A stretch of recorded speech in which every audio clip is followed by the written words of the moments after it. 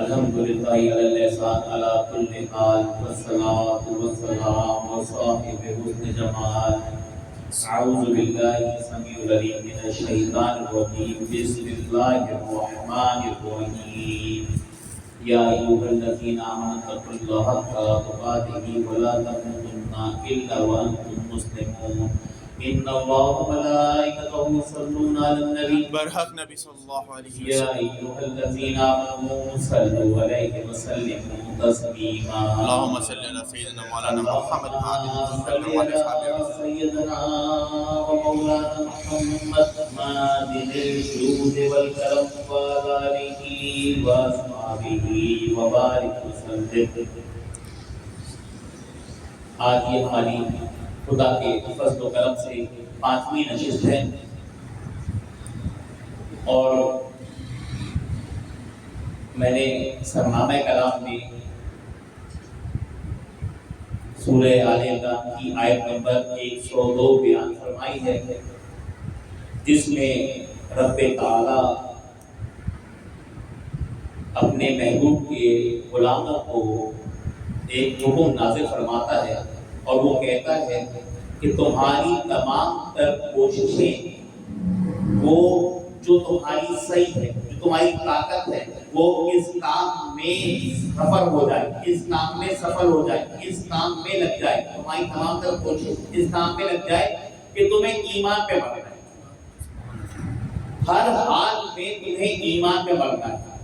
اب ایمان پہ بڑھنے کے لیے ایمان پر جینا ضروری ہے. جو ایمان پر جیے گا نہیں وہ ایمان پر مرے گا نہیں، کیونکہ جو جس حال میں جیتا ہے وہ اس حال میں بڑھتا ہے. تو ایمان پہ جینا زیادہ ضروری ہے ایمان پہ بڑھنے کے لیے، کیونکہ غلطی اور خطائیں انسان کو ایمان سے دور لے جاتی ہیں، یہ گمراہی اور فسق کی طرف لے جاتی ہیں. تو ایمان، اب نبی پاک صلی اللہ علیہ وسلم اس آیت کی تفسیر کے اندر مسند امام احمد میں 20ویں جلد اور صفحہ 315 میں حضرت جابر رضی اللہ عنہ سے ایک روایت ہے.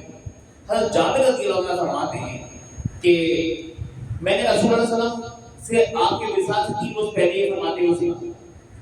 نبی پاک صلی اللہ علیہ وسلم کے وصال سے 3 روز پہلے یعنی 9 ربیع الاول 11 ہجری کو میں نے رسول اللہ صلی اللہ علیہ وسلم سے یہ سنا. اور کیا سنا؟ کہ تم میں سے ہر ایک کو اس حال میں موت آنی چاہیے کہ وہ اللہ کے بارے میں حسن ظن رکھتا ہوں. ہر ایک کو اس حال میں موت آنی چاہیے کہ وہ اللہ کے بارے میں حسن ظن رکھتا ہو. اور پھر ایک روایت امام مسلم لے کر آتے ہیں.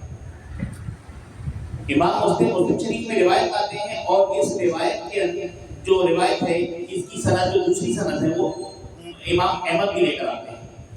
امام احمد جو سند لے کر آتے ہیں وہ لے کر آتے ہیں اپنی جلد 2 صفحہ 391 سے. اور کیا سند لے کر آتے ہیں؟ وہ فرماتے ہیں کہ نبی پاک صلی اللہ علیہ وسلم کی روایت ہے، حضرت ابو ہریرہ فرماتے ہیں رسول اللہ صلی اللہ علیہ وسلم نے فرمایا اللہ ارشاد فرماتے ہیں میں اپنے بندوں کے ساتھ وہی معاملہ کرتا ہوں جس کا وہ میرے بارے میں گمان کرتے ہیں. اللہ فرما رہا ہے میں اپنے بندوں کے ساتھ وہی معاملہ کرتا ہوں جس کا وہ گمان کرتے ہیں. میرے متعلق حسن ظن رکھے تو میں بھی اس کے ساتھ نیک معاملہ کرتا ہوں. یعنی اگر میرے ساتھ وہ یہ رکھے بات رکھے رب کے بارے میں آپ اچھا سوچیں، اچھا گمان کریں تو اللہ آپ کے ساتھ اچھا کرے گا. اور آگے فرمایا اگر وہ میرے بارے میں بدگمانی کرے، میرے بارے میں بدگمانی کرے تو اس کو اس کے گمان کے مطابق بدلہ مل جائے گا. یہ نبی پاک صلی اللہ علیہ وسلم کا فرمان ہے، اس کو اس کے گمان کے مطابق بدلہ مل جائے گا. یہ آقا علیہ السلام کو فرمان ہے. اب یہاں پر ایک چھوٹی سی بات جو آپ نے اور سمجھنی، جسے شکر کی لوگوں کے شکر کی عادت نہ ہو، جو لوگوں کا شکر گزار نہیں ہوتا، وہ مولا نہیں فرماتے کہ جو لوگوں کا شکر گزار نہیں ہوتا وہ اللہ کا بھی شکر گزار نہیں ہوتا. یعنی اگر آپ لوگوں کا شکر ادا نہیں کرتے، لوگوں کا احسان نہیں ہوتے، لوگوں کا احسان نہیں مانتے، تو آپ اللہ کے بھی شکر گزار نہیں ہوتے. جب آپ لوگوں کے شکر گزار نہیں ہوں گے تو اللہ کے بھی نہیں ہوں گے. بالکل اسی طرح سے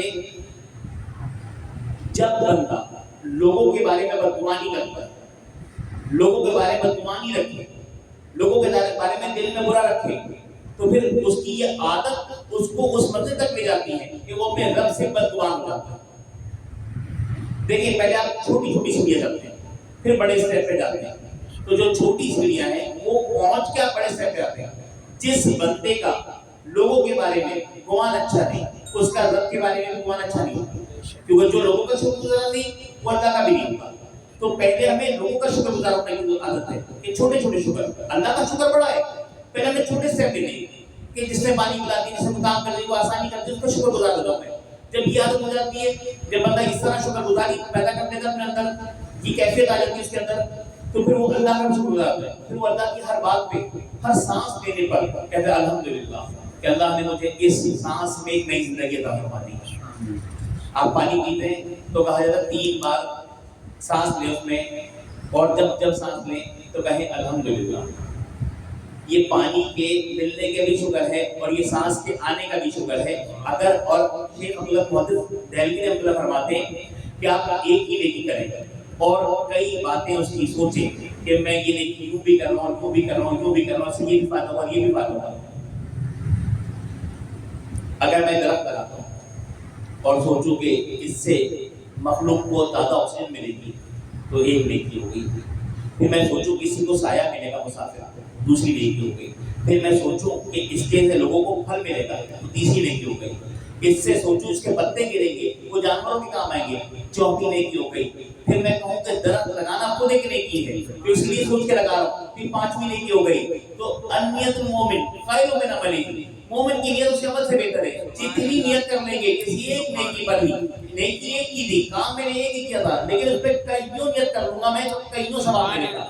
تو اسی لیے ہمیں اب پانی پینے میں جو شکر کا مسئلہ ہے وہ الحمدللہ کہنے کی بات ہے. وہ 2 مقصد کے لیے پانی پیا میں نے اور میں سانس لیا رکا میں تو میں کہتے ہیں نا سانس میں گلاس کو منہ سے رکھ کرتے ہیں. طریقہ کار بھی ہے پانی پینے کا. یہ بھی بات سیکھ لیں کہ آپ پانی کا ایک گھونٹ لیں اور اس کے بعد گلاس کو الگ کرتے ہیں. جب پانی کا ایک گھونٹ لینے کے بعد آپ نے گلاس کو الگ کر دیا تو آپ کہتے ہیں الحمدللہ. اب وہ الحمدللہ کا سوچیں کہ میں الحمدللہ اس لیے کہہ رہا ہوں کہ مجھے پانی ملا. وہ ایک گھونٹ میرے حلق سے جو اترا اس لیے کہہ رہا ہوں. پھر دوسرا سوچیں اس لیے کہہ رہا ہوں کہ میری سانس آ رہی ہے یہ سانس کا بھی شکر ہے. پھر اس کے بعد میں بسم اللہ کہہ کے دوبارہ پانی پی. یہ امام غزالی لکھتے ہیں. امام غزالی احیاء العلوم میں یہ بات سکھا رہے پانی کیسے پینی چاہیے. آج ہمارا حال یہ ہے کہ کچھ سیکھنے کو تیار نہیں. آج ہمارا حال یہ ہے کہ سیکھنے کو تیار نہیں. ہمیں یہ روش اپنی اولادوں میں ڈالنی پڑے گی. ہمیں یہ سیکھنے سکھانے کی روش اپنی اولادوں میں ڈالنی پڑے گی پیدا کرنی پڑے گی. جیسے رسول اللہ صلی اللہ علیہ وسلم نے یہ عادت پیدا کی مولا علی نے. بے شک سیکھنے سکھانے کی روش پیدا کی مولا علی نے. اور پھر مولا علی نے نبی پاک صلی اللہ علیہ وسلم کے بیٹوں میں یہ کام کیا. آپ نے حضور سے سیکھا تو حضور کے بیٹوں کو آپ نے سکھایا. حضور کے بیٹوں کو آپ نے سکھایا. یعنی امام حسن حسین حضور فرماتے ہیں کہ یہ حسن اور حسین میری اولاد ہیں. اللہ نے انہیں علی کے سجدے میں رکھ دیا. سبحان اللہ. یہ مقام امام حسین کریمین کا. یہ رسول اللہ کے بیٹے ہیں یا ابن رسول اللہ. اسی لیے ان کے جو خطابات میں ایک جو ان کو نامہ میں پڑھا جاتا ہے تو کہا جاتا ہے یا ابن رسول اللہ اے رسول اللہ کے بیٹے. تو یہ امام حسن حسین رسول اللہ کے بیٹے. حضور خود فرماتے ہیں میں ان کا اسبا کہتے ہیں دادا کو جد. میں ان کا جد ہوں. یہ میری اولاد ہے. یہ میری اولاد ہے. میں ان کا جد ہوں. تو یہ حضور کی اولاد ہے.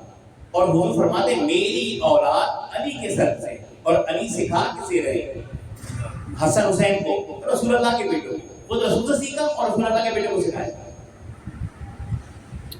عباس سے کہتے ہیں عباس تو میرا بیٹا ہے. حضرت عباس سے کہتے ہیں عباس تو میرا بیٹا ہے اور یہ رسول اللہ کے بیٹے. بات کو سمجھا کتنے مزے کی لطافت کی بات ہے کہ مولا علی خود کہہ رہے ہیں یہ رسول اللہ کے بیٹے اور تو میرا بیٹا ہے. تو میرا بیٹا ہے. تو جیسے میں نے رسول اللہ کی خدمت کی ایسے عباس تم نے ان کی خدمت. یہ سکھا کے چلے گئے. اپنی اولاد کو سکھائیں. بڑوں کا ادب سکھائیں. بڑوں کا رتبہ بتائیں. بڑوں کا مقام بتائیں اور سکھا دیں. ادب سکھا دیں کہ افضل ترین شے ہے دنیا میں ادب. ادب کون لوگوں بے شک جو ہے ادب بڑی اہمیت کا حامل ہے. ادب بڑی اہمیت کا حامل ہے.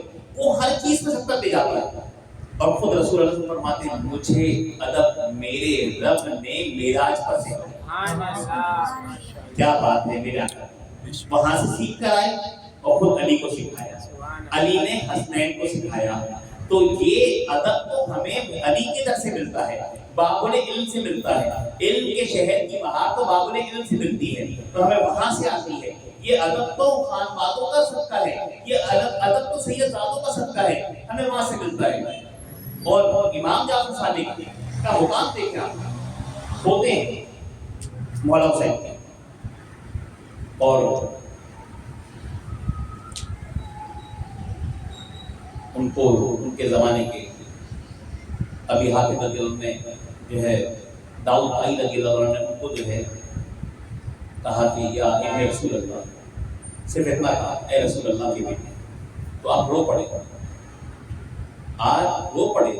آج لوگوں کی خواہش ہے کہ مجھے سید پیر القابات ایسے ویسے خاندان رسالت کی شکل و چراغ حضور کے بیٹے تو علی کی اولاد, اولاد نبی, اولاد علی یہ کہا جائے. لیکن وہ رو پڑے. آج جو کہنے لگے داؤد بھائی آج تو کہہ دیا ہے, آج کے بعد یہ لفظ نہیں کہنا. داؤد بھائی آج تو کہہ دیا تم نے, آج کیا دین ہے تمہیں لینا, یا ابن رسول اللہ مجھے نہیں کہنا. بس یہ لفظ تو امام حسن حسین پہ ہی جچتے, یہ ان پہ ہی جچتے, جبکہ سگا خون ہے, پوتے ہیں, اولاد ہیں, اس کے باوجود بھی کہ نہیں یہ لقب ان کے لیے. اگر یہ عام ہو جائے گا نا تو ہر شخص اپنی میں اختیار کرنا شروع کر دے گا. آپ اماموں میں 12 امام ہیں, سب سے زیادہ علم کس نے پھیلایا ہے نا وہ امام جعفر صادق ہے. اور آج پوری کائنات میں جتنی فکر چلتی ہے نا وہ امام جعفر صادق کا صدقہ ہے. امام اعظم شاگرد ہے امام جعفر صادق کے, اور امام مالک بالواسطہ شاگرد ہے امام اعظم کے, اور امام شافعی بلا واسطہ شاگرد ہے امام مالک کے, اور امام احمد بن حنبل شاگرد ہے امام شافعی کے. یعنی کہ سب کے سب شاگرد ہیں امام اعظم کے, اور امام اعظم شاگرد ہیں امام جعفر صادق کے. سبحان اللہ. تو ساری کائنات میں فکر, اب بندہ حنبلی ہو, مالکی ہو, شافعی ہو یا حنفی ہو, کہیں سے تعلق رکھتا ہو, علم تو میرے سرکار امام جعفر صادق کا ہے. بے شک وہ نہر تو علم کی وہ ہے, علی سے چلی, حسین سے ہوتے ہوئے جعفر صادق تک آئی, وہ علم کی نہر ہے, وہ علم کا نہر ہے. تو علم کا سمندر تو حضرت علی ہے, علم کا سمندر تو علی ہے, وہاں سے چل رہی ہے, وہاں سے علم کی معراج ہے, وہاں سے بڑھتا ہے علم, علم کا خزینہ ہے, گنجینہ ہے علم کا. تو امام جعفر صادق کا وہ مقام ہے. اب آپ سمجھ رہے ہیں بات کو کہ کائنات میں جو علم ہے, اور سکھا کیسے مولا نے سکھا, کون مولا نے سکھا ہے. اب اپنے بچوں کو نہیں کہ ابن رسول اللہ کے بچوں, حضور کے بچوں کو تعلیم دیں. اب کیا سوال کیا, کہا اپنے بچوں سے اے بیٹا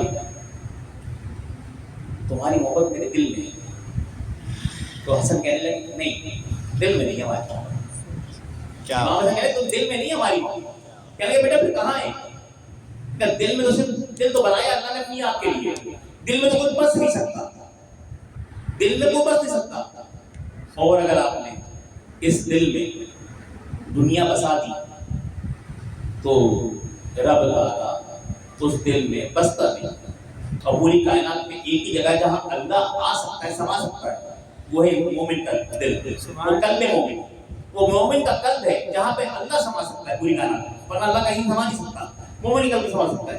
امام غزالی اس کے اوپر ایک فلسفہ لکھتے ہیں کہ اگر تو باہر کی صفائی کر اپنے گھر کے اندر دعوت ہے بادشاہ کی, باہر پورے محل لوگ سجاتے ہیں, لیکن گھر تیرا پھیلا رہ جائے تو بادشاہ باہر کے دروازے کو آئے گا, لیکن جب دروازے سے اندر کا حال دیکھیں گے تو اندر نہیں آئے گا, واپس چلا جائے گا. اور اگر تو گھر سے جانے اور باہر صفائی نہ کر تو باہر سے ہی نہیں آئے گا, تو گھر تک کیسے پہنچے گا؟ تو تجھے اپنے گھر کی بھی صفائی کرنی ہے اور باہر کی بھی صفائی کرنی ہے. جس کو بلانا ہے وہ اتنا پاک ہے, وہ سبحان ہے, اس کو بلانے کے لیے تجھے اندر اور باہر دونوں کی صفائی کرنی ہے. تیرا ظاہر و باطن بالکل صاف ہو, صاف ہونے کے بعد جو دل میں ہے وہ زبان پہ ہو, بالکل یکتا ہو. اور ایک جیسی بات ہو. جب یہ ایک ہو جاتے ہیں اس منزل کو پا لے گا, یعنی دونوں صاف ستھرے کر لے گا, تو اپنا ظاہر بھی پاک کر لے گا, اپنا باطن بھی پاک کر لے گا, تو پھر تجھے بولنا نہیں پڑے گا. وہ بادشاہ خود بخود وہ سے زیادہ علم ہے, وہ عالم الغیب ہے, وہ علیم و خبیر ہے, زیادہ جانتا ہے, وہ سمیع ہے, وہ علیم ہے. صحیح ہے. اب وہ خود بخود تیرے دل میں جادو ہے. سبحان.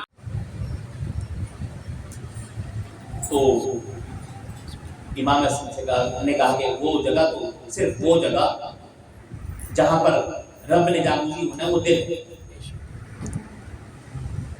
تو انہوں نے کہا کہ پھر اولاد کی محبت ہے. انہوں نے کہا کہ وہ جگر کی ہوتی ہے.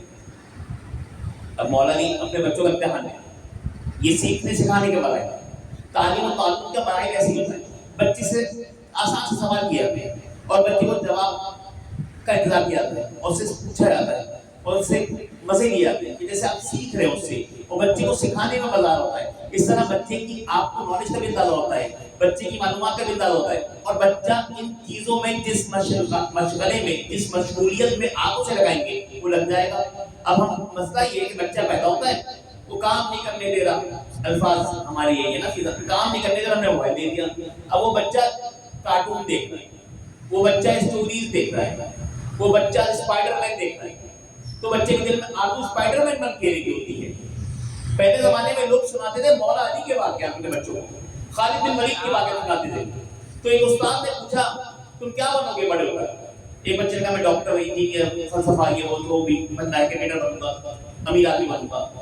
ایک بچے نے کہا میں صحابی بنوں گا. تو بیٹا صحابی تو کوئی بنی سکتا, صحابی بنو گے, تمہارے دل میں بات کیسے آئی؟ انہوں نے کہا ہر روز میری والدہ مجھے ایک صحابی کا قصہ سناتی ہے, مجھے صحابی اتنے پسند آئے کہ سر میں بس دل میں چاہتا ہے میں صحابی بن جاؤں. یہ ماں کرتی ہے تربیت. اب اگر ماں ہی ٹک ٹاک پہ لگی ہوئی ہے تو بچہ تو پیدائش ہی ٹک ٹاک ہے, اس کی تو ڈی این اے کے اندر ٹک ٹاک ہے, اسے آپ نکال نہیں سکتے. کسی آپریشن کے ذریعے وہ ٹک ٹاک نہیں نکال سکتے آپ. تو جو چیز ہم میں صلاحیت کر رہی ہے, جو چیز ہم میں جا رہی ہے, وہ ڈی این اے سے آ رہی ہے. ماں نے کیا ڈالا, ہر روز ایک صحابی کا قصہ. چھوٹا سا بچہ ہے, ٹیچر نے پوچھا بیٹا کیا بننا چاہتے ہو؟ کہنے لگا میں صحابی بننا چاہتا ہوں, میں صحابی بننا چاہتا ہوں. تو بات یہ ہے کہ آپ جس چیز کا بچے میں شوق پیدا کریں گے تو بچہ اسی بات کو سیکھے گا, بچہ اسی چیز کو اڈاپٹ کرے گا, اور بچہ اسی طرح عمل کرتا ہے, ریئیکٹ کرتا ہے. یہ بچوں کی عادت ہوتی ہے. ہم دکھا کیا رہے ہیں, بتا کیا رہے ہیں بچوں کو, ہمارے میڈیا کیا دکھا رہا ہے. ہمارے یہاں قوم میں جو کھانے کی زیادہ وہ ہو گئی ہے, تو آپ دیکھیں ہر 2-4 اسکرول کریں کھانے کی کوئی نہ کوئی ڈیل, کوئی نہ کوئی چیز آتی رہے گی. اسی کا تو بار بار دیکھنے سے کھانے کی خواہش پیدا ہوتی ہے. میڈیا پہ کپڑوں کے برانڈس, یہ آپ کے یہاں وہ پہننے کی عادت ہوتی ہے, میں اس طرح کا پہنوں گا, اب میں اس طرح کا بناؤں گا. اب 4 مہینے پہلے سنتے تھے عید آنے سے پہلے, بقرعید آنے سے پہلے, قربانی سے پہلے, میں ربیع سے پہلے میں یہ ڈیزائن چلاؤں گا, یہ کروں گا. وہ آپ میڈیا سے سیکھ رہے ہوتے ہیں. آپ کے دل میں چیزوں کی عادت پیدا ہوتی ہے, یہ پہننا چاہیے, یہ کھانا چاہیے, یہ کیا چلنا چاہیے, یہاں جانا چاہیے. لیکن میڈیا پہ کبھی ہدایت کی کوئی بات سنی آپ نے؟ میڈیا پہ ہدایت کس طرح سے آتے ہو کہ یہاں پر یہ درس نظامی ہے, یہ فری کرایا جا رہا ہے, آگے بیٹھے, یہاں یہ درس قرآن ہے, یہ فری کیا جا رہا ہے, یہاں پر تعلیم و تعلم کا سلسلہ شروع کیا جاتا ہے, وہاں اس طرح کی ریت نہیں آتی, اور آ بھی جائے تو ہم اس کو تو دیکھنا بھی پسند نہیں کرتے. تو جو چیز ہم دیکھ رہے ہوتے ہیں نا, پھر دھیان توجہ ساری چیزیں مسترد چلی جاتی ہیں ہماری, ہمارا کام مسترد چلے جاتا ہے. تو مولا علی پوچھتے ہیں کہ بیٹا اولاد کی محبت کیا ہوتی ہے؟ تو امام حسن کہنے لگے اولاد کی محبت جگر میں ہوتی ہے. انہوں نے کہا بیٹا جگر میں کیسے ہوتی ہے؟ انہوں نے کہا اگر جگر میں محبت اولاد کی ہوتی تو اسے جگر کا ٹکڑا کہاں نکالتا؟ سبحان اللہ. اگر ایسا فرماتے ہیں الفاطمہ بنت منی, فاطمہ میرے جگر کا ٹکڑا ہے, اولاد کی محبت جگر میں ہوتی ہے. انہوں نے کہا بیٹا دل میں اللہ کی محبت ہے, اولاد کی محبت جگر میں, تو بیوی کی محبت کیا ہوتی ہے؟ بیوی کی محبت کیا ہوتی ہے؟ اور چھوٹے سے امام صاحب اور ان سے سوال ہوتا, اور مولا علی فرما رہے کہ بیوی کی محبت کیا ہوتی ہے؟ انہوں نے کہا بیوی کی محبت نفس میں ہوتی ہے, صرف خواہش میں ہوتی ہے. کیا بات. تو یہ محبت کے 3 درجے ہیں. یہ 3 لوگوں کی محبت ہے جو وجود کے اندر ہوتی ہے. یہ 3 لوگوں کی محبت ہے جو وجود میں ہوتی ہے. 2 محبت, تینوں محبت فطری ہے.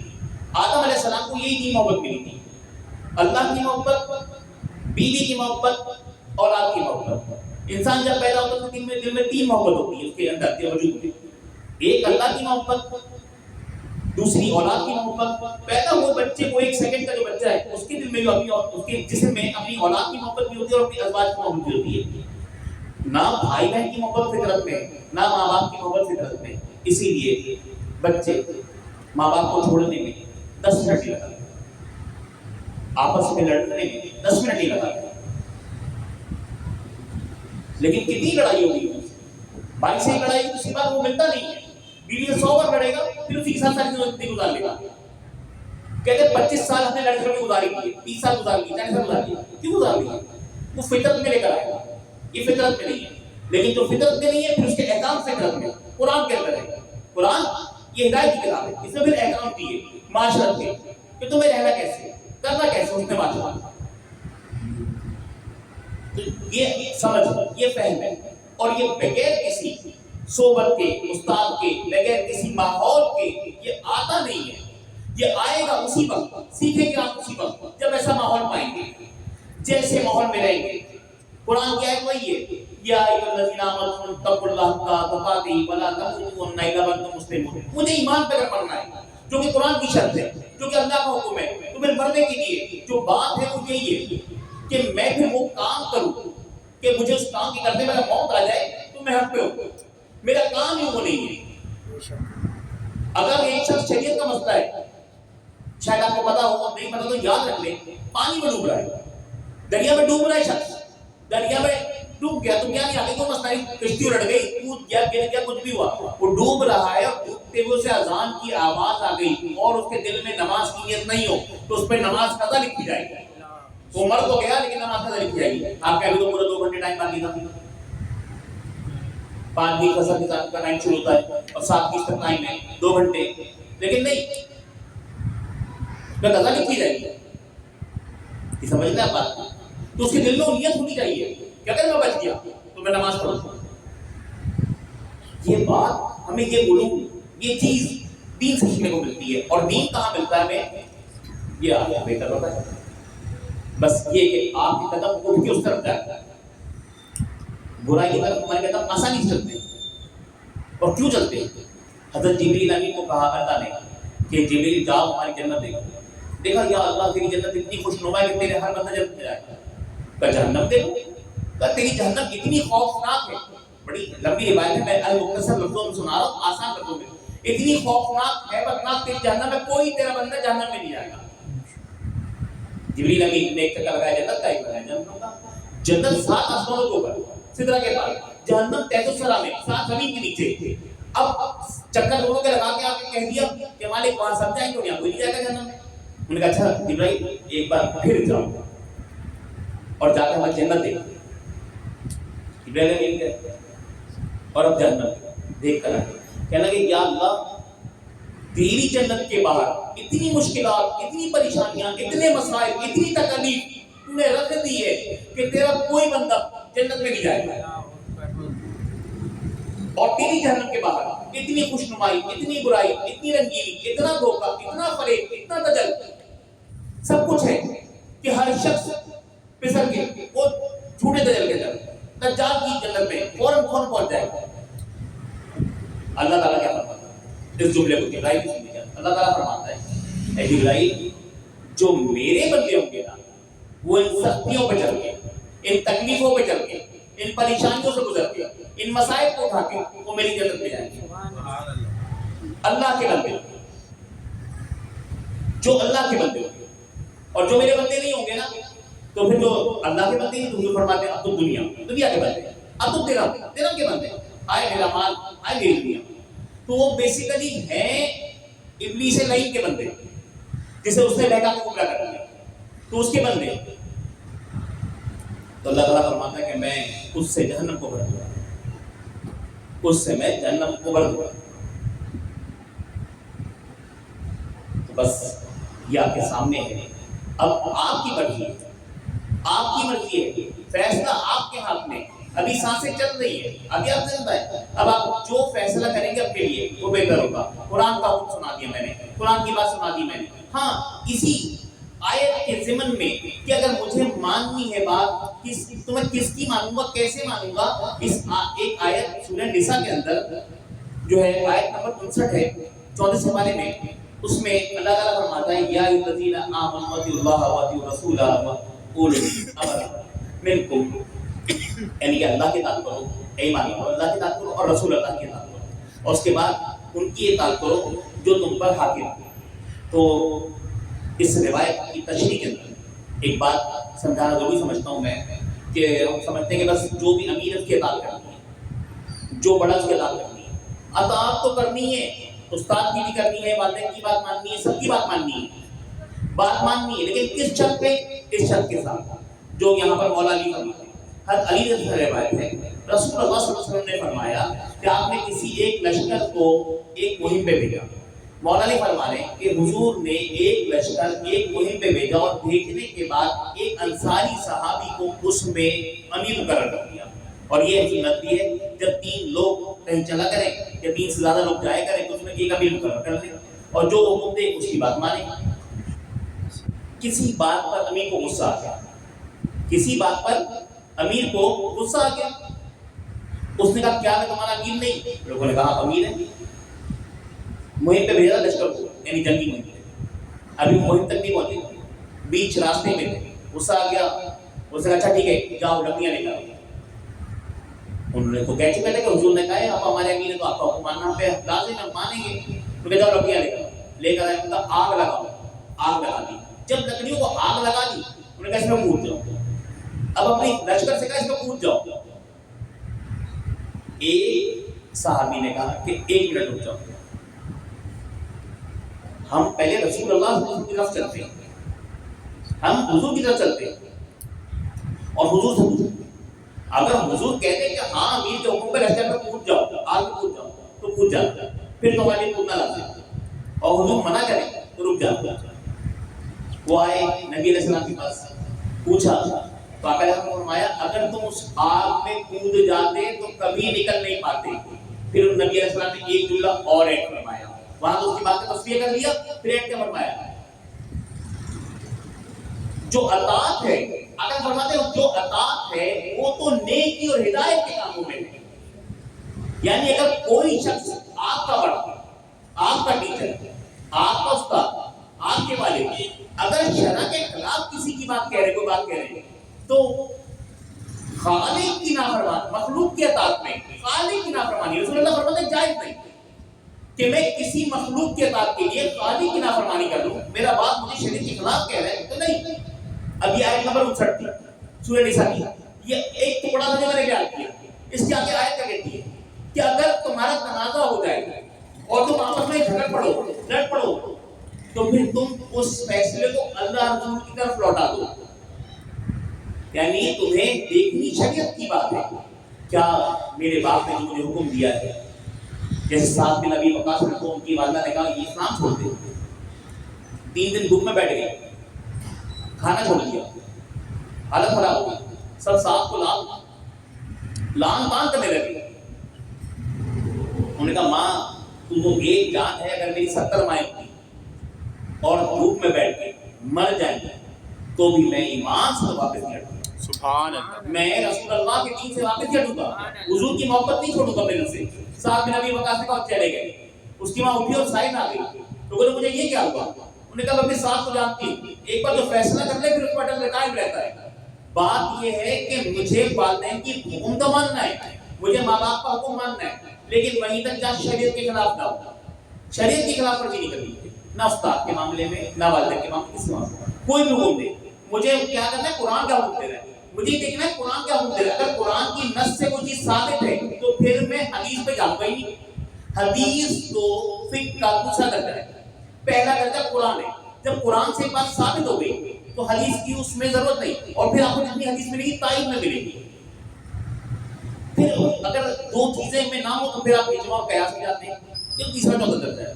ایک چیز قرآن سے ثابت ہو رہی ہے کہ بس رسول اللہ اور اللہ کا اور اس کے رسول کا حکم دیکھنا، حضور کا حکم کیا ہے، ہاں قرآن کو سمجھنے کے لیے ضرور قول رسول کا سہارا لوں گا کہ میری یہ سمجھ نہیں، یہ فہم نہیں، یہ تفسیر قول رسول کا سہارا ہی ہے، یہ دنیا کی ساری تفسیر سارے ساتھ آپ خود طالب علم ہے درس نظامی کے اور آپ بہتر سمجھتے ہیں کہ یہ جو سہارے ہیں، لیکن اصول کیا ہے کہ میں قرآن پہلے لکھوں قرآن، جیسے حضرت ماں سے پوچھا، ماں فیصلہ کیا کریں اللہ کی کتاب سے، اس میں نہ رسول اللہ کے قول سے، ان میں بھی نہ پھر اپنے فہم سے، اب یہاں اشتہار کروں گا، اب اپنا فہم استعمال کروں گا، لیکن پہلے اللہ اور اس کے رسول کا، تو فیصلہ اس طرف لوٹاؤں گا اللہ سے رسول کا۔ تو یہ صورتحال ہے۔ اب آپ نے جو ہدایت کا راستہ ہے، جو طریقہ کار ہے، جس پر اگر آپ نے دین پر ایمان پر مرنا چاہتے ہیں تو اس کے لیے بالکل اہدنا الصراط المستقیم پہ کرنا ہے، تو کیا کرنا ہے؟ ان کا راستہ چننا ہے جن کا راستہ، جن پر اللہ نے انعام کیا۔ آسان یہ کہ میں ان کا راستہ چن لوں۔ درویش ہیں صحابہ میں، ایک صحابی ہیں جن کو فقیر کہا جاتا ہے، وہ درویش صحابی ہیں، ابو ذر غفاری تھے۔ انہوں نے پوچھا تھا رسول اللہ صلی اللہ علیہ وسلم، اگر ہم سے سوال کیا بس یا رسول اللہ حضور قیامت کب آئے گی؟ تو اگر ہم کہتے ہیں کیا تم نے تیاری کر لی؟ اگر ہم پوچھیں کیا تم نے تیاری کر لی؟ تو وہ کہتے ہیں کہ نہ کوئی نماز ہے، نہ کوئی روزہ ہے، نہ کوئی زکوٰۃ ہے، نہ کوئی تیاری ہے۔ ابو ذر غفاری وہ صحابی ہیں جنہوں نے مکے میں شروع ٹائم میں اولن السابقون کے اندر ایمان لے کر آئے، شروع وقت میں لے کر آئے ہیں۔ اب شروع وقت میں جو ایمان لے کر آئے اور وہ یہ کہے کہ نہ کوئی نماز ہے، یعنی وہ اپنی نمازوں کو اہمیت نہیں دیتے، اپنی نمازوں کو اہمیت نہیں دیتے، نہ روزے ہیں نہ زکوٰۃ۔ حضور بھی جانتے ہیں کہ ہمارے ساتھ ہی نماز پڑھی ہے، ہمارے ساتھ ہی روزے رکھے، ہمارے ساتھ ہی جہاد کیا، ہمارے ساتھ نیکی کرتا ہے، بہت نیک اور متقی صحابی ہے۔ حضور فرما رہے ہیں ابو ذر تم جیو گے بھی اکیلے اور مرو گے بھی اکیلے۔ ویرانے تنہائی میں زندگی کاٹی اور جب وصال ہوا تو کوئی تکفین کرنے والا نہیں ملا، کوئی جنازہ دفنانے والا۔ ابو ذر غفاری کا عالم وہ درویش صاحب، جیو گے بھی اکیلے اور مرو گے بھی اکیلے۔ ایسے شخص نے سوال کیا اور حضور نے کہا کہ تم نے تیاری کر لی؟ کیا مطلب پوچھ رہے ہو؟ تو کہنے لگے کہ رسول اللہ کوئی تیاری نہیں، کوئی تیاری نہیں۔ تو نے کہا پھر کیا ہے؟ انہوں نے کہا بس ایک چیز کہ میں آپ سے بہت محبت کر رہا ہوں، سبحان اللہ، میں آپ سے بہت محبت کر رہا ہوں۔ اگر ہم نے فرمایا بس پھر تو بے فکر ہو، تو جس سے محبت کرے گا، تو یہاں جس سے محبت کرے گا کل وہاں اس کے حساب ہوگا۔ ایک بار درود پڑھ لیں، اللہم صلی علی مصطفیٰ علیہ وسلم۔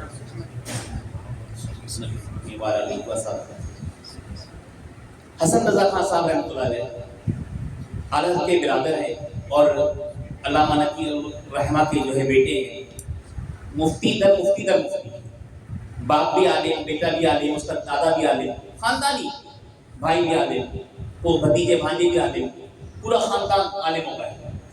پھر وہ ایک نعت لکھتے ہیں اور اس نعت کے اندر ایک شعر لکھتے ہیں، وہ اسی میں لکھتے ہیں ہمارا بھروسہ ہمارا ساتھ، نہ کوئی نماز نہ کوئی عبادت نہ کوئی نہیں پڑھی ہے کی ہے، لیکن اس میں غرور کوئی نہیں ہے، نہ کوئی اچھائی نہ توبہ، کچھ بھی نہیں ہے، ہمارا بھروسہ ہمارا سہارا۔ یعنی وہ جو کہہ رہے ہیں کچھ بھی نہیں ہے تو وہ کر کے کہہ رہے ہیں، آج ہم کیا کرتے ہیں؟ کچھ بھی نہیں کیا۔ حضور بڑے کریم ہے، میں یا رسول اللہ کہنے والا ہوں، اللہ معاف کر دے گا۔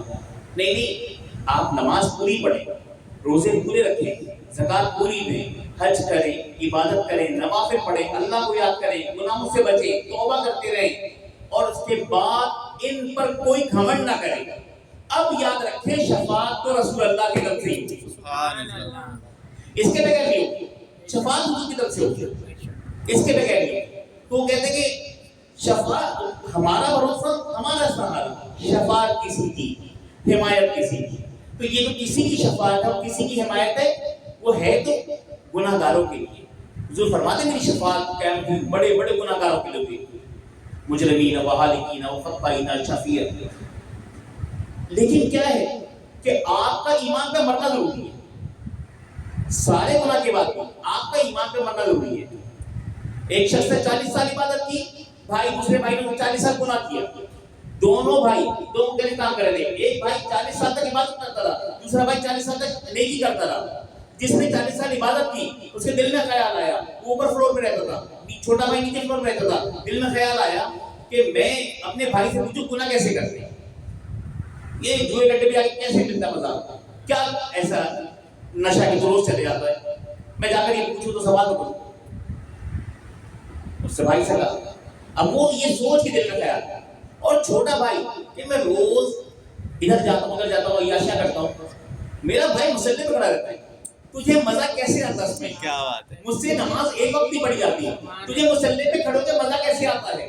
اور وہ کہہ رہا تجھے وہاں جا کر نشہ کیسے آتا ہے؟ اب یہ دونوں کے دل میں دو خیال ہے، جو متقی تھا جو نیک تھا اس کے دل میں گناہ کا خیال، جو گناہ گار تھا اس کے دل میں نیکی کا خیال۔ اپنے کمرے سے نکلے، وہ اپنے کمرے سے نکلا، سیڑھی پہ اتر رہا تھا، یہ چڑھ رہا تھا، اس کا پاؤں پھسل گیا، یہ بھائی لڑکتے ہوئے اس بھائی پہ گر گیا، دونوں کا سر پھٹا انتقال ہو گیا۔ جس بھائی نے 40 سال عبادت کی تھی، اللہ نے حکم دیا صرف فرشتوں کو کہ جہنم میں لے جاؤ۔ جس بھائی نے 40 سال گناہ کیے تھے، اللہ نے کہا اسے جنت میں لے جاؤ۔ اللہ جس طرح سے نا کہ عمل کا دعویٰ ہے، انما الاعمال بالنیات، اسی طرح سے رسول اللہ کی حدیث ہے، یہ بھی یاد رکھیں، ہر عمل کا دعویٰ اگر نیت پر ہے تو انما الاعمال بالخواتیم، انما الاعمال بالخواتیم، یہ خاتمے کی جمع ہے، یہ عربی کا لفظ ہے، اس کے معنی اختتام کے، خواتین کے معنی یہاں پہ اختتام کے، یعنی عمل کا دعویٰ اختتام پر ہے۔ اختتام کیسا ہوا؟ اینڈنگ اچھا ہوا نہیں ہوا، اگر کلمے پہ ہو گیا، ساری عمر گناہ کرتا رہا، کلمے پہ ہو گیا، صحیح، عورت ساری عمر عبادت کرے اور کلمے پہ نہیں ہوا تو برا۔ تو اسی لیے دعا کیا مانگی؟ اللہ مرزقنی شہادۃ فی سبیلی وجل موت فی بلد رجل، مجھے حضور کے شہر میں شہادت کی موت نصیب فرما، ایمان کی موت نصیب فرما، یہ ہر وقت فکر ہونی چاہیے اور ہر وقت دعا ہونی چاہیے۔ ایک بار لوگ پڑھیں اللہم صلی علی مصطفی وسلم۔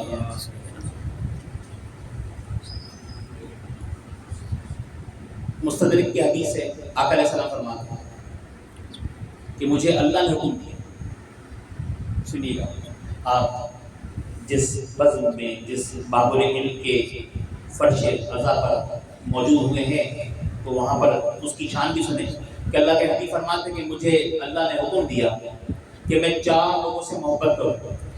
اللہ نے حکم دیا، مستدرک حاکم ابو عبداللہ نیشابوری کی وہ کتاب ہے جو بخاری اور مسلم کی طرح صحیح حدیثوں پر مبنی ہے۔ بخاری اور مسلم 250 اور 300 صدی کے بعد لکھی گئی ہے، مستدرک حاکم کی 9ویں صدی میں لکھی گئی ہے۔ ساری بات کھول کے بیان کر رہا ہوں کہ طالب علموں کو آسانی سے سمجھنے میں، وہ 9ویں صدی میں لکھی گئی ہے، لیکن حاکم نے جو اس کا اسٹینڈرڈ رکھا ہے وہ وہی رکھا ہے جو امام بخاری امام مسلم نے رکھا ہے، تو حاکم نے اس لیے رکھا ہے وہ اسٹینڈرڈ۔ اب حاکم کہہ رہے ہیں کہ حضور فرما رہے نبی علیہ السلام فرماتے کہ اللہ نے جو حکم دیا کہ 4 لوگوں سے محبت کرو، یہ اللہ نے حکم دیا ہے کہ پیارے محبوب آپ 4 لوگوں سے محبت کریں۔ صحابہ نے پوچھا یا رسول اللہ صلی اللہ علیہ وسلم ہمیں تجسس آیا تو حضور کو حکم ملا ہے 4 سے، وہ 4 ہیں کون جن سے محبت کا حکم حضور کو ملا ہے؟ تو فرمانے لگے اس میں ایک میرا ابو ذر، ایک میرا ابو ذر۔ درویشی بڑی چیز ہے، درویشی بڑی چیز ہے جہاں میں تک وہ 2 میں فقیر کو پہناتی ہے تاج سر تاج، اس کے سر میں تاج رکھتی ہے کیونکہ درویش خوددار ہوتا ہے، وہ ہاتھ نہیں پھیلاتا اور مانگتا نہیں ہے، درویش مانگتا نہیں ہے، اور جو مانگے وہ درویش ہوتا نہیں ہے، درویش مانگے گا نہیں، یہ درویشی ہے، یہ بالکل اس کے اپوزٹ ہے۔ آپ درویشی سمجھ جاتے ہیں اس کی طبیعت کے اندر مانگنے سوال کرنا نہیں ہوگا، بس اگر سوال کرنا اس کی طبیعت نہیں تو درویش نہیں، اور جو درویش ہوگا سوال نہیں کرتا۔ تو 4 لوگ، ایک میرے ابو ذر، دوسرے سلمان فارسی رضی اللہ عنہ، جس میں کہ پہلے حضور نے فرمایا تھا سلمان میں اہل بیت، سلمان میرے اہل بیت سے ہیں، دوسرے، تیسرا مقداد، حضرت مقداد جن کا بڑا کم تذکرہ ہوتا ہے اصحاب کے بارے میں، جب بات ہوتی ہے کم تذکرہ ہوتا ہے حضرت مقداد، اور چوتھے حضرت علی ابن ابی طالب رضی اللہ عنہ، سبحان اللہ میرے مولا۔ تو جنت بھی پکار اٹھی کہ یا رسول اللہ صلی اللہ علیہ وسلم، جبرائیل فرماتے ہیں یا رسول اللہ صلی اللہ علیہ وسلم جنت بھی 3 لوگوں کی مشتاق ہے. وہ چاہتی ہے کہ لوگ جلدی سے دنیا چھوڑے اور جنت میں آ جائیں. جلدی سے دنیا چھوڑے اور جنت میں آ جائے. جنت بھی 3 لوگوں کی مشتاق ہے. جنت آرزو جن 3 لوگوں کی کرتی ہے, جن 3 لوگوں کی جنت آرزو کرتی ہے, انہیں فرمانے لگے ایک عمار بن یاسر. عمار بن یاسر کا وہ مقام ہے کہ جنت آرزو کرتی ہے کہ عمار میری جنت میں آئے. کیا بات ہے حضرت عمار بن یاسر. میرے پاس وقت ہوتا تھا میں ان کے قصیدے سناتا. دوسرے سلمان فارسی جس سے جنت محبت کرتی ہے, اور تیسرے ہم سب کے مشکل کشا مولا کائنات علی ابن ابی طالب رضی اللہ عنہ. تو یہ وہ 3 لوگ ہیں جن کی جنت مشتاق ہے, جنت جن سے چاہتی ہے. اور علی کا مقام ایسا ہے کہ جب معراج کی شب نبی علیہ السلام گئے تو اللہ نے خطاب کیا, اللہ نے کلام کیا. جب کلام کیا اللہ نے تو حضور کو جو ہیبت تھی وہ کلام کی آواز سے ختم ہو گئی, کیونکہ آواز میں انسیت تھی, آواز میں انسیت تھی. تو اللہ تعالیٰ نے فرمایا, اللہ تعالیٰ سے فرمایا یا رب العالمین, آپ پہلے حضور حیران ہوئے کہ آواز کہاں سے آ رہی ہے. پھر پتہ لگا کہ یہ رب کے نور سے یہ آواز آ رہی ہے. تو نے کہا کہ آپ کسی بھی آواز میں بات کر سکتے تھے, آپ نے مجھ سے علی ابن ابی طالب کی آواز میں کیوں بات کری. اب حضور نے سوال کیا اللہ سے, ایسا کیوں کیا, علی کی آواز میں بات کرنے کا کیا خاص راز ہے. تو مولا علی کے بارے میں اب جو آواز تھی نا اللہ کی, تو اللہ نے کیا بیان کیا. اللہ نے بتایا, اللہ نے جواب دیا پیارے محبوب ہم نے آپ کے دل میں دیکھا, علی کی محبت کو کثرت سے پایا, علی کی محبت کو سب سے زیادہ پایا. تو اسی لیے ہم نے علی کی آواز میں بات کی آپ سے, علی کی آواز میں کلام کیا. اور پھر معراج کی رات میں جو تحفے دیے اس میں سے ایک تحفہ ایک جبہ دیا, ایک تحفہ ایک جبہ دیا, اور کہا پیارے محبوب یہ جبہ لے جائیے. لے جانے کے بعد اپنی امت کے کبائر صحابہ سے یہ سوال کیجیے گا, جو اس سوال کا صحیح جواب دے اسے جبہ دے دیجیے گا. سوال یہ کیجیے گا کہ اگر میں یہ جبہ جو معراج کی رات میرے رب نے مجھے دیا ہے تمہیں دے دوں تو تم کیا کرو گے. یہ معراج کی رات, اچھا اسے لکھتے حضرت عبداللہ محبوب الہی کی افضل الفوائد میں اپنی کتاب میں قلم بند کرتے ہیں اس روایت کو, کہتے ہیں کہ جو مجھے دیا ہے اگر میں تمہیں دے دوں تو تم کیا کرو گے. نبی علیہ السلام آئے معراج کے بعد, اپنے صحابہ جب جمع ہوئے نا تو آپ نے صدیق اکبر سے تنہائی میں سوال کیا, اکیلے میں سوال کیا صدیق اکبر سے کہ صدیق اگر میں تمہیں معراج کی رات ملنے والے اس جبے کو تمہیں دے دوں تو بتاؤ تم مجھے تم کیا کرو گے, اسے پہلے میں کیا کروں گا. صدیق اکبر نے کہا رب العالمین کے محبوب, اے اللہ کے محبوب, اگر مجھے آپ کی عنایت فرما دیں گے تو میں اسے دیکھ کر اور زیادہ صداقت اختیار کروں گا.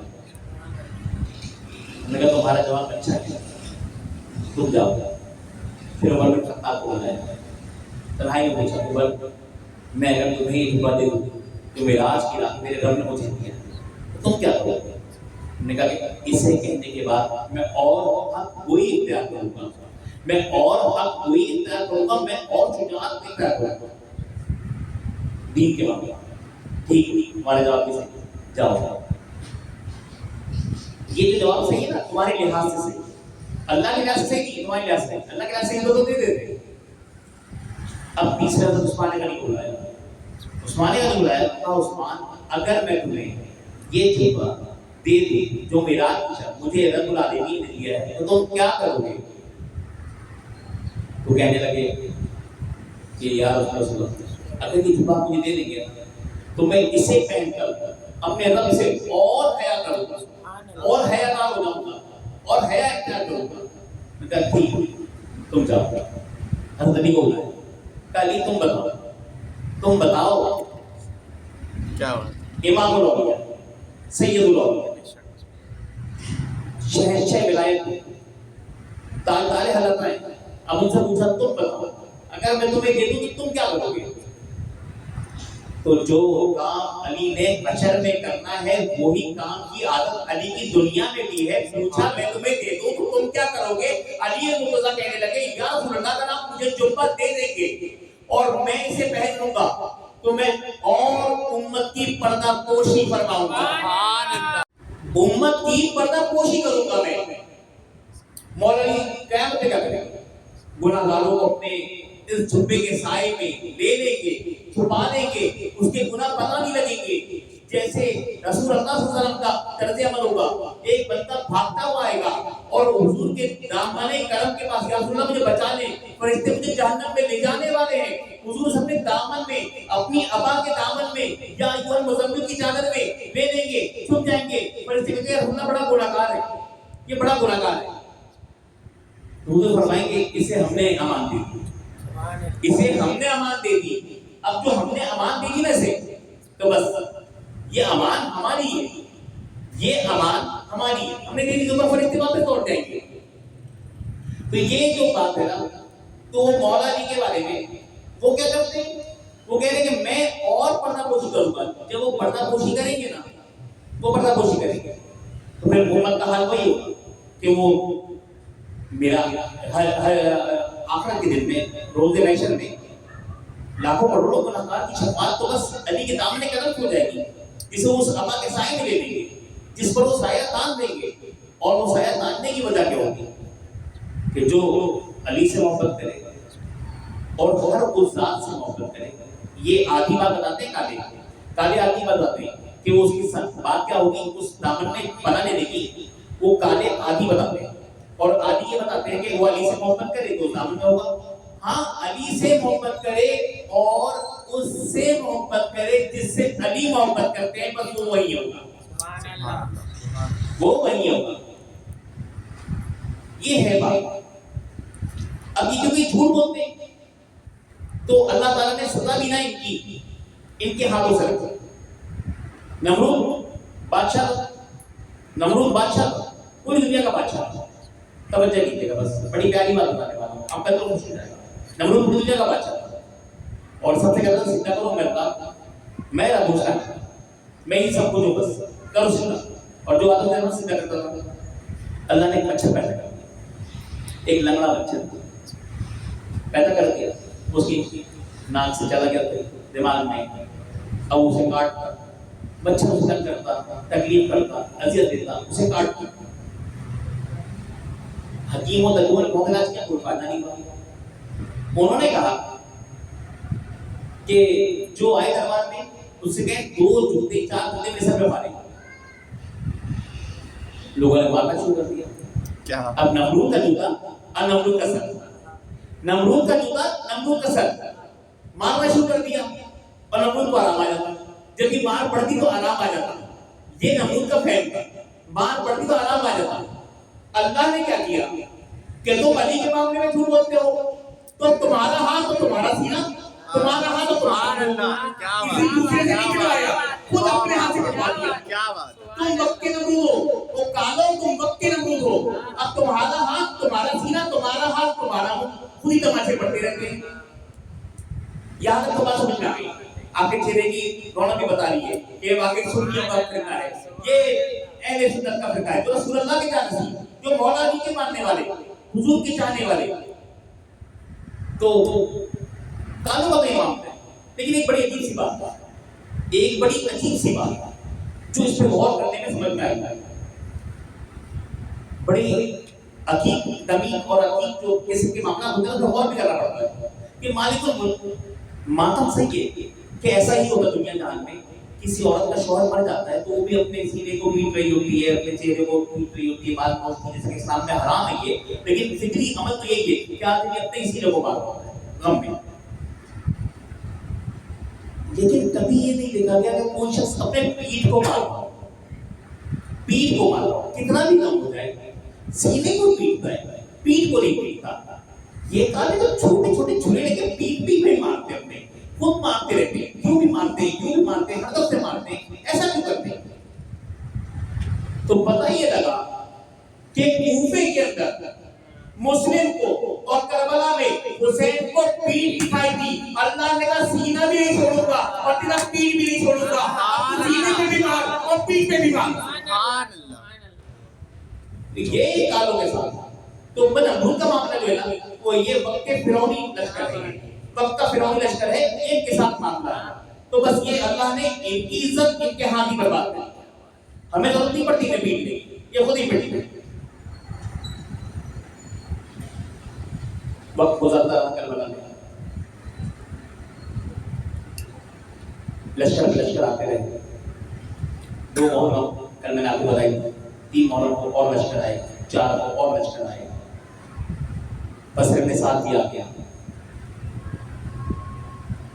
اور وہ جب لشکر لے کر آیا تو کمانڈر ان چیف تھا، اور وہ تو ویسے ہی دماغ گھما ہوا تھا، دماغ اس لیے گھما ہوا تھا، بصرے میں 7 تھا، اسی 7 میں نبی وقاص کا بیٹا ہے جن کا تذکرہ پہلے بنایا، میں رسول اللہ کی محبت نہیں چھوڑ سکتا، عشرہ مبشرہ میں سے حضور کی محبت چھوڑ نہیں سکتے۔ 7 میں نبی وقاص، وہ جو 7 میں نبی وقاص ہے ان کا بیٹا ہے بصرے میں 7، جسے ہمارے مثال ہے۔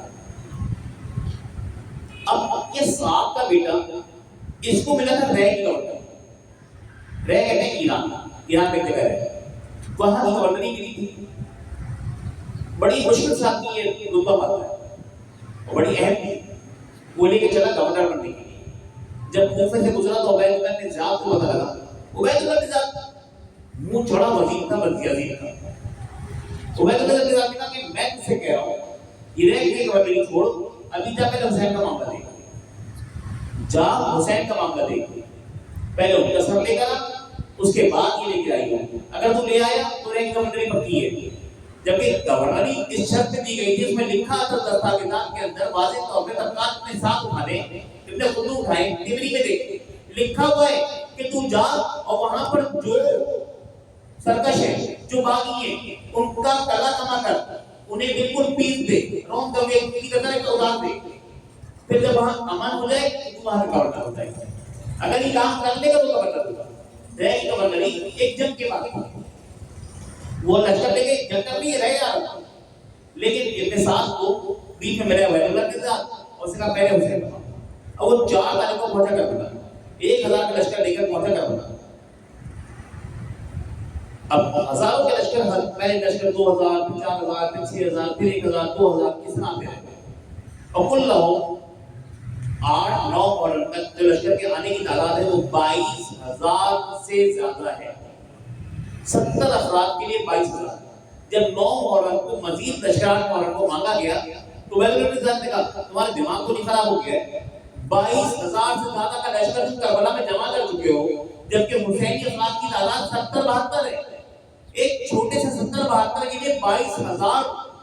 تو اس میں خط میں لکھا تھا جواب میں کہ شیروں کے مقابلے میں 22000 بکریاں بھی کم ہوتی ہیں، شیروں کے مقابلے میں 22000 بکریاں بھی کم ہوتی ہیں، یہ بکریاں ہیں، یہ کتے بھیڑیاں ہیں، اور وہ شیر ہیں، وہ ایک شیر بھی کافی ہوتا ہے۔ 22000 لشکر میں ایک شیر عباس ہی کافی ہے، ایک عباس کافی ہے، باقی 69-71 تو چھوڑ دے آپ۔ حسین تو رسول اللہ کا بیٹا، حسین کی حیبت ایسی ہے، حضور فرماتے ہیں اگر پوری کائنات میرے بندے مقابل اور میں اکیلا تنہے نہ رہا تو بھی میں پیچھے نہیں ہٹوں گا، تو حسین وہی تھے۔ 22000 کیا، اگر پوری کائنات کے 22 کروڑوں کے سامنے ہوتے تو حسین اکیلا تنہے تنہا کافی تھے۔ بے شک حسین حسین ہے، یہ فاطمہ کا دودھ پیا، ایسی خاتون کا دودھ پیا کہ لوگوں نے دعویٰ کر دیا میں نبی، لوگوں نے دعویٰ کیا میں مہدی، لوگوں نے دعویٰ کیا میں عیسیٰ ہوں، جس کے آنا ہے اسے کتابیں کر دیا، مجھے نبوت آئی ہے تو مجھ پہ یہ ہوا ہے، تو غور شاہد نے آتا کہہ دیا کہ مجھ پہ اللہ تعالیٰ میرے اندر حلول کر گیا، میں ہی نبو گیا ہوں، سب کچھ ہو گیا، سب کچھ ہو گیا۔ اس طرح کے دعوے کیے، وہ فرعون نمرود والوں سے اس بھی بڑے دعوے کر دیے، لیکن آج تک کائنات میں 14 سال ہو گئے یہ سارے دعوے سننے کو ملتے ہیں، ایک دعویٰ سننے کو نہیں ملتا کہ میں حسین، کسی نے یہ دعویٰ نہیں کیا میں حسین۔ کیوں نہیں کیا؟ کیونکہ بندہ دعویٰ تو کر دے حسین ہوں، لیکن حسین جس ماں سے ہے اس کا نام سیدہ فاطمہ الزہرا سلام اللہ علیہا بھی ہے۔ حسین تو ہو سکتی ہے لیکن اب دنیا میں کوئی دوسری فاطمہ نہیں ہو سکتی، تو ایسی ماں ہی نہیں اب دنیا میں، اس لیے حسین کی پیدا ہو۔ اب حسین اس لیے نہیں پیدا ہوا، یہ مقام ہے حسین، تو کسی نے دعویٰ نہیں کیا وہ حسین وہ شیر تھے 22,000 کا لشکر، پس مثال ایک لشکر لے کر آیا، لشکر لے کر آیا پس مثال، اور لے کے آنے کے بعد پہلی بات ہوئی خیمہ خیام حسین کی طرف آیا 4 بار. پہلی بات کی اس نے کیا بات کی کہ یہ خیمہ ہٹا دیا، یہ اہل ابھی جو خیمہ نہیں آ سکا ہوتا، یہاں فوجی عظیم خیمہ لگے، یہ نہر فرات کے بالکل قریب ہے، نہر فرات کے ساحل کے بالکل ساتھ ہے، ٹھنڈی ٹھنڈی ہوا آتی، یہاں تو ہمارے خیمے تمہاری تم ہٹا دو. حضرت عباس نے دیکھا، تلوار نیام سے نکالی، تکیل کھینچی، تکیل کھینچ کر کہتے ہیں اگر کسی نے اپنی ماں کا دکھ کیا تو وہ اس تکیل کو مار دیا. حضرت عباس شیر کا جلال شیر ہو کر جب شیر بھاگتا ہے نا تو قوت سے بھاگتا ہے، تو خیمہ سیدہ زینب میں آواز چلی، سیدہ زینب کے خیمے میں آواز چلی. اب جو سیدہ زینب کے خیمے میں آواز چلی نا تو نے کہا بیوی فضا سے کہا فضا دیکھو یہ کیا ماجرا ہوا ہے. پھر فضا باہر گئی واپس آئی، کہنی سیدہ بیوی آپ کے شیر نے کمال کر دیا، بسر کے ساتھ کا 1,000 کا لشکر ہے، اکیلے تنہا کھڑا ہے وہ، اور اس کی آنکھ پر نہ لشکر میں دم ہے نہ لشکر کے گھوڑوں میں دم ہے کہ کوئی جنبش کر سکے. عباس نے اپنی ان 2 شیر کی آنکھوں پہ پورے لشکر کو روکا ہوا ہے، اور کسی پر کبھی کھینچی اور کسی کی ہمت نہیں آگے بڑھ سکتی. انہوں نے کہا جاؤ حسین کو مارو. ان کا بیوی کوئی آگے ہی نہیں آتا، کسی میں دم نہیں ہے، یہ کوئی آگے نہیں آتا. میں نے کہا نہیں میرا دل گھبرا رہا ہے، میں جنگ نہیں چاہتی، تم حسین کو لے. امام حسین کو اٹھایا گیا اور ساری کیفیت بتائی گئی. امام حسین زور کے بعد آرام سے مارے گئے، کیمبر سے کہتے ہیں. امام حسین اٹھے، امام صحیح کیا بھائی عباس کے پاس آیا، ٹھنڈی بات ہے عباس چھوڑ دو کوئی بات نہیں، تاریخ کے مورخ کو یہ لکھنے نہیں دیں گے کہ جنگ پانی پہ ہوئی. عباس چھوڑ دو کوئی بات نہیں، ہم مورخ کو یہ لکھنے نہیں دیں گے جنگ پانی پہ ہوئی تھی، ہٹا دو. عباس اتنے غصے میں تھے، اتنے جلال کا رنگ تھا کہ بس انہوں نے کہا کہ یہ اہل حرم کے بچوں کا خیمہ ہے یہاں پر، یہ فلاں کے نام سے ہٹے گا نہیں. وہ بچوں کی محبت غالب آئی تھی، اپنے لیے نہیں بچوں کی محبت، یہ نہیں ہٹے گا.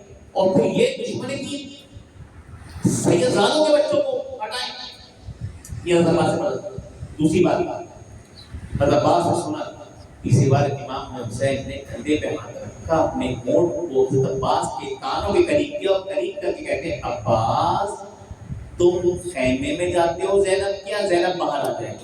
بس یہ جملہ کہہ رہا. حضرت عباس نے تلوار نیام میں رکھی، کہا ان للہ و انا الیہ راجعون. تلوار نیام میں رکھا، یہ وہ دن ہے، یہ حقیقت معلوم ہے، وہ تاریخ ہے جب حضرت عباس کی شہادت ہوئی. جب لکھی ہے شہادت وہ 4 تاریخ خود نیام میں رکھی اور آنکھوں ساتھی گئی، آنکھوں سے رکھی. جب آپ کے اندر قدرت بھی ہو نا اور سب کچھ ہو اور پھر آپ حق پہ بھی ہوں گے، اور پھر اس کے بعد آپ غاصب کے لیے ظالم کے لیے آپ ہٹا رہے ہو، کوئی کام نہیں کرتے، پھر وہ بندہ رو پڑتا. آپ بات رو پیچھے چلے جائے. اب بات جہاں یہ ہونا نہیں ہے، لیکن صحیح ذاتیہ کو جو پڑھتا ہے نا وہ زیادہ ہے. اٹھائے دور لے گئے، اب آپ خیمے رکھتے گئے 22,000 کا لشکر جمع ہو گیا. 10 محرم کا دن آ گیا. ماں نے سکھا دیا. سیدہ زینب وہ خاتون ہے، علی کی وہ شیر دل بیٹی ہے جنہوں نے علی کے دونوں نواسے کی. علی کے 2 نواسے بس، کیونکہ سیدہ کی 2 ہی بیٹی تھی. ام کلثوم کی وہ اولاد نہیں تھی، ام کلثوم کی وہ اولاد نہیں تھی، اور حضرت علی یہ 2 نواسے تھے. ایک کا نام تھا اون، ایک کا نام تھا محمد. ان 2 نواسوں اب وہ شیر دل بیٹی. لیکن امام حسین کتنا خیال رکھتے ہیں 28 رجب کو، جب 27 کو بات ہوئی رات میں 28 کی رات میں مسئلہ حل ہوا کہ ہم کل صبح مدینہ چھوڑ دیں گے. کہنے لگے کہ بہن ہم جا رہے ہیں، تم اپنے شوہر سے پوچھو.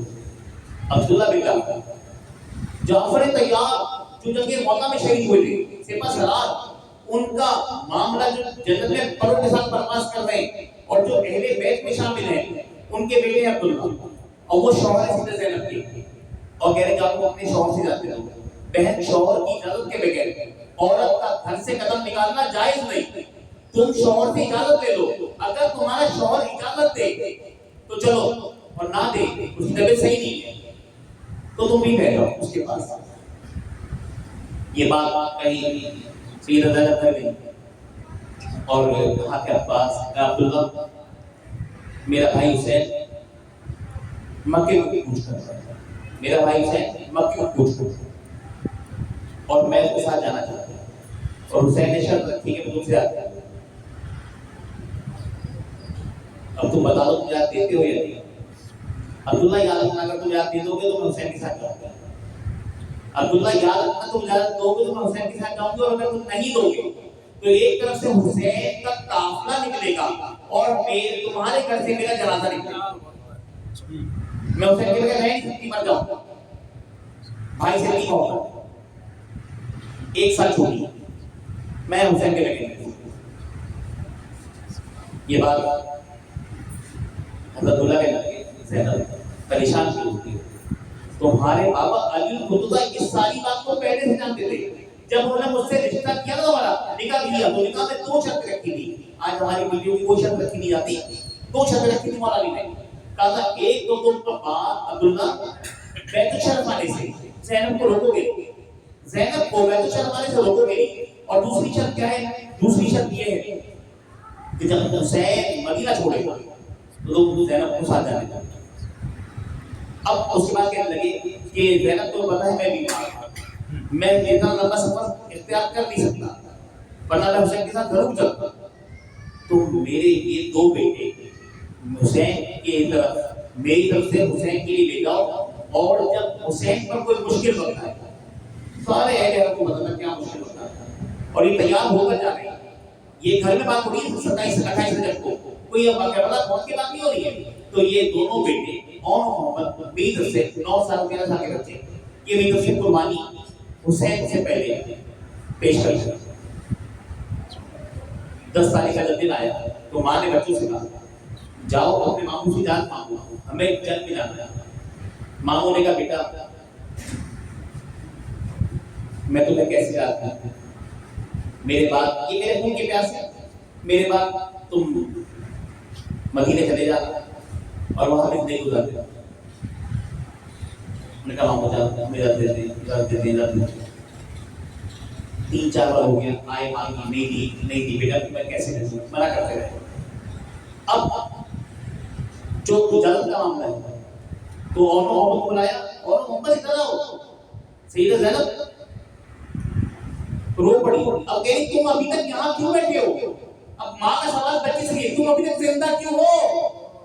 تم زندہ کیوں ابھی تک؟ انہوں نے کہا میں ہم جانا چاہتے ہیں گھر میں، لیکن ماموں جان اجازت نہیں دیتے. انہوں نے کہا اچھا. انہوں نے کہا جاؤ ماموں کو بولو کہ سیدہ زینب بلا.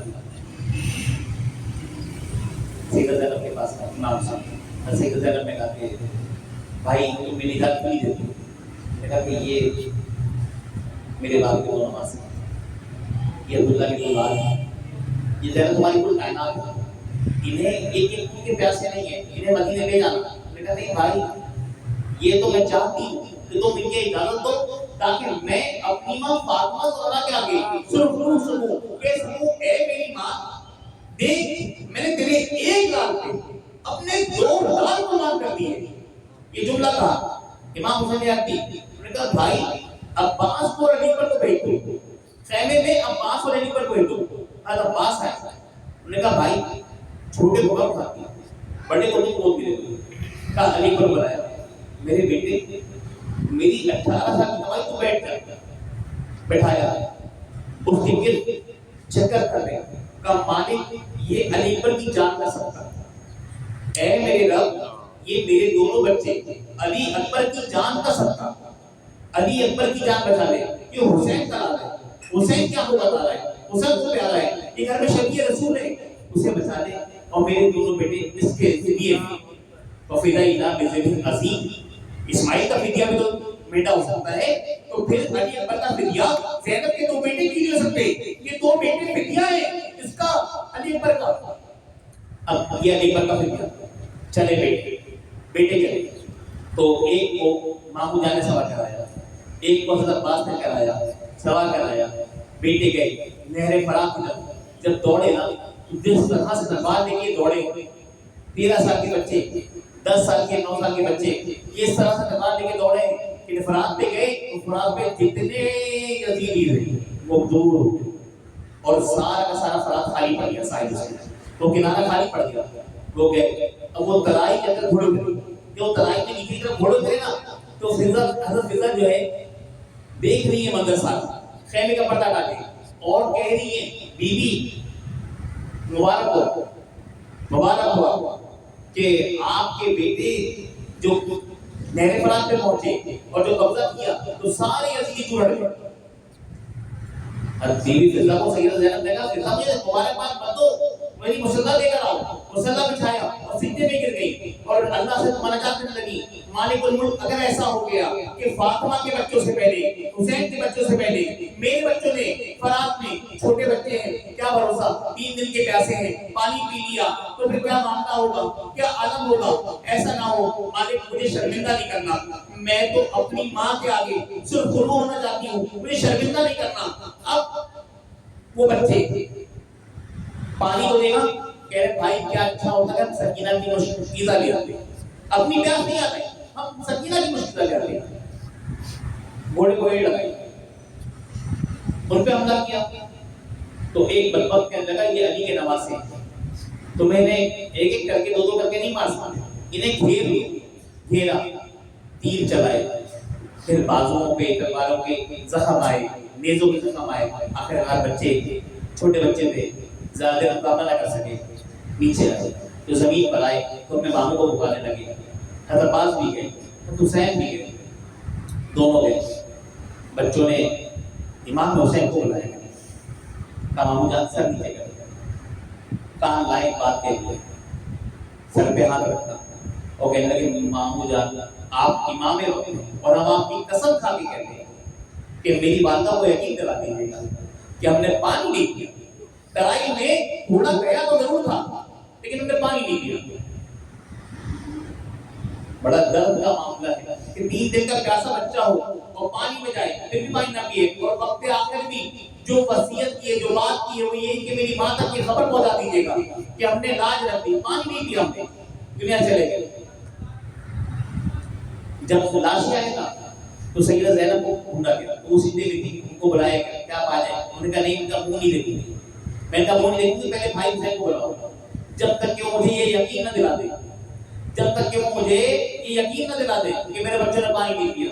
امام حسین کہتے ہیں، امام حسین کی آنکھوں میں آنسو آ گئے کہ یار میں اپنے بھانجوں کو اس مقصد کے تو لایا نہیں تھا۔ کہنے لگے بہن زینب میں امام وقت قسم کھا کے کہتا ہوں کہ تمہارے بچوں نے آخری وقت میں جو جملہ ادا کیا ہے وہ یہ کیا ہے کہ مامو جان میری والدہ کو یقین دلا دیجیے گا ہم نے پانی نہیں پیا، اجرکم من اللہ، اللہ رحمۃ اللہ وبرکاتہ، باخر دعوانا ان الحمد للہ رب العالمین۔